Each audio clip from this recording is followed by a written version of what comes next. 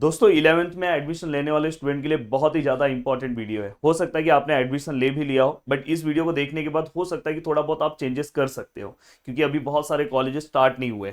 तो दोस्तों यहाँ पे मैं आपको बताना चाहता हूँ, बट उसके पहले मैं ये जानना चाहता हूँ कि आपने कौन से सब्जेक्ट सिलेक्ट किए हैं। तो आप प्लीज़ नीचे कॉमेंट करके मुझे बता सकते हो कि सर मेरा ये सब्जेक्ट्स है।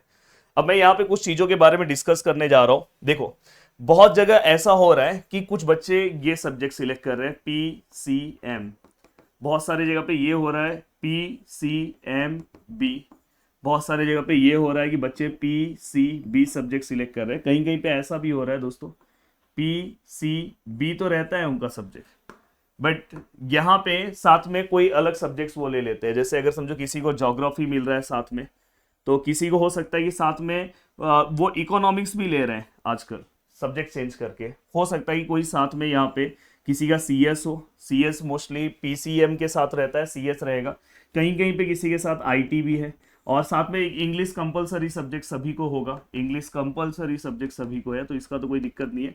बट कहीं कहीं पे वो IT ना लेके कोई हिंदी भी ले रहा है, मराठी भी ले रहा है, ऐसे अलग अलग सब्जेक्ट्स भी है, हिंदी भी ले रहा है और मराठी भी ले रहा है। अब देखो दोस्तों, मैं आपको यहाँ पे बता रहा हूँ कि बहुत सारे लोग कम पढ़ने के चक्कर में कोई भी सब्जेक्ट डिसाइड कर दे रहे हैं, या किसी से कुछ नॉलेज लेके कोई सब्जेक्ट डिसाइड कर रहे हैं।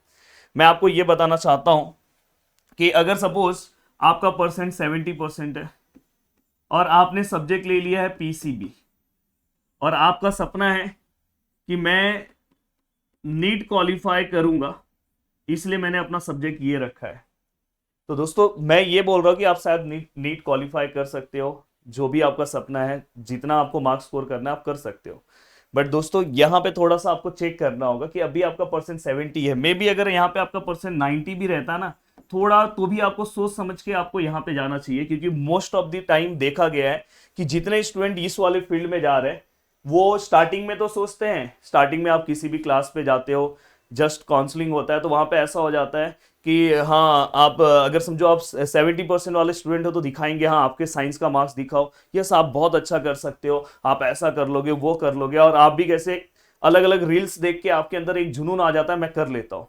बट मैंने बहुत बार देखा है कि स्टार्टिंग में ऐसा लगता है कि मैं कर लूंगा, आने वाले 2-3 महीने 4-5 महीने के बाद चीजें बदल जाती है। तो मैं हमेशा बोलता हूं कि आप स्टार्टिंग में बहुत सारी चीजों को मत डिसाइड करो, सबसे पहले सब्जेक्ट्स पढ़ो, उसके बाद 2 से 3 महीने के बाद आप डिसाइड करो कि आपको सच में क्या करना है, आपको कौन से सब्जेक्ट में ज्यादा समझ में आ रहा है, क्योंकि किसी के बोलने से चीजें मत डिसाइड करो। तो यहाँ पे ये जो सब्जेक्ट चॉइस है किसी का, उसके लिए बहुत ही ज्यादा खतरा रहता है कि अगर समझो उसने इस फील्ड में ज्यादा कुछ नहीं किया तो उसके पास एक ऑप्शन फार्मेसी का रहता है, फार्मेसी का एक ऑप्शन है, वैसे तो बहुत सारे ऑप्शन उसके बाद भी है, बट थोड़ा सा यहाँ पे अगर आपको बहुत ही अगर आपने सब्जेक्ट्स डिसाइड किया तो आपका फोकस बहुत ज्यादा होना चाहिए। फोकस में कोई कमी अगर आपने किया तो हो सकता है कि आपका आगे का जो ड्रीम है उसके अंदर बहुत बड़ा आपको नुकसान उठाना पड़े। तो ये चीज आप ध्यान रखना अगर किसी का सब्जेक्ट ये है। अगर किसी का सब्जेक्ट ये है दोस्तों PCM है, PCM अगर आपका सब्जेक्ट है तो आपके लिए एक बेनिफिट क्या है पता है, यहाँ पे सक्सेस रेशियो इसके कंपैरिजन में ज्यादा होता है। रीजन क्या होता है पता है, कि अगर सपोज यहाँ पे इनको क्या मिल जाता है पता है, MST CET, वो लोग को भी MST CET मिलेगा, MST CET यहाँ पे ही मिलेगा आपको फार्मेसी के लिए। पर यहाँ पे MST CET से आप इंजीनियरिंग में भी एडमिशन ले सकते हो दोस्तों, इंजीनियरिंग में एडमिशन हो जाता है। साथ में अगर आप जेई देते हो, जेई अगर समझो आप जेई मेंस भी अगर आप क्वालिफाई कर लेते हो तो उसके बेसिस पे, जेई मेंस के स्कोर कार्ड के बेसिस पे भी आपको एडमिशन इंजीनियरिंग में मिल जाता है। तो यहाँ पे थोड़ा सा इस फील्ड में इसके कंपैरिजन में एडमिशन मिलने के चांसेस ज्यादा रहते हैं। हाँ, बट यहाँ पे एक और प्रॉब्लम क्या आ जाता है पता है, CS, बहुत सारे लोग CS ले लेते हैं। हाँ, CS की वजह से एक बेनिफिट क्या है पता है, आपका मार्क्स बढ़ता है। बट बहुत सारे कॉलेज में अगर आप ये सोच रहे हो कि CS कॉलेज में बहुत अच्छे से करवाएंगे, तो ये आपको खुद से करना होगा, और हेल्प होता है उसका दिक्कत नहीं है। तो अगर आपने CS लिया तो कोई दिक्कत नहीं है। साथ में अगर आपने दूसरा सब्जेक्ट जैसे IT और साथ में कोई लैंग्वेजेस वाला सब्जेक्ट ज्योग्राफी ले लिया है तो भी कोई दिक्कत नहीं है। तो आपको भी थोड़ा सा, आप भी कैसे कि आपके पास भी ज्यादा फील्ड नहीं है तो आपको भी थोड़ा सा फोकस वाइज बहुत अच्छे से पढ़ना होगा, बट उनके कंपैरिजन में आपने थोड़ा बहुत कम फोकस किया तो भी चलेगा। ये अगर किसी का सब्जेक्ट्स है तो दोस्तों स्टार्टिंग में उसके लिए बहुत डेंजर लगता है, बट उसके लिए थोड़ा सा रिलैक्स भी होता है। अब देखो यहाँ पे आपका 2% लोगों से कम आता है, चलता है। देखो PCM और साथ में अगर B है, बहुत सारे लोग बोलते हैं कि ये सब्जेक्ट, अगर आपको थोड़ा भी कंफ्यूजन है कि जैसे अगर मेरा माइंडसेट फिक्स है कि मेरे को इंजीनियरिंग में ही जाना है, 100% इंजीनियरिंग में जाना है, तो मैं ये सब्जेक्ट रखूंगा। मेरा अगर माइंडसेट फिक्स है कि मुझे 100% इसमें जाना, तो ये सब्जेक्ट है।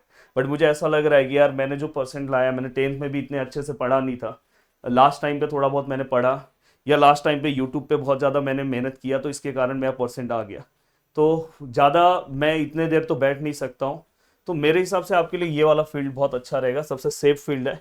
और इवन मैंने बोला कि मैं भी एक इंजीनियर हूँ, बट मैंने ये फील्ड डिसाइड किया था। तो मुझे ऐसा लगता है कि, और ये कोई आपको डरा रहा होगा कि बायो बहुत हार्ड होता है, बायो बहुत सिंपल है भाई, उसमें बहुत अच्छे से आप चीज़ें कवर कर लोगे। हाँ ये है कि बाकी सब्जेक्ट कंपैरिजन, जैसे जिसका सीएस रहता है उसका मार्क्स थोड़ा ज़्यादा जाता है, तो यहाँ पे थोड़ा सा आपका मार्क्स कम होता है, बट आपके पास बहुत सारे ऑप्शंस आ जाते हैं। अगर आपको लास्ट में पता करना है कि ये फील्ड नहीं जाना है, मेरे को इस फील्ड में जाना है, उस फील्ड में जाना है, तो आप यहाँ पे बहुत सारे एग्जाम्स देके और किसी न किसी एग्जाम में आपका हो जाता है।